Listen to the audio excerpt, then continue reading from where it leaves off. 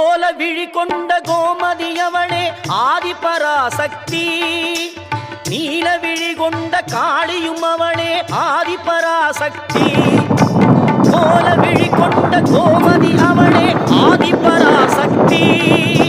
நீல விழி கொண்ட காளியும் அவளே ஆதிபராசக்தி. முக்காலம் உணர்ந்தவள் முத்தொழில் புரிபவள் ஆதிபராசக்தி. முக்காலம் உணர்ந்தவள் முத்தொழில் புரிபவள் ஆதிபராசக்தி. திரிசூலமும் தாங்கிடும் சுந்தரி அவளே ஆதிபராசக்தி.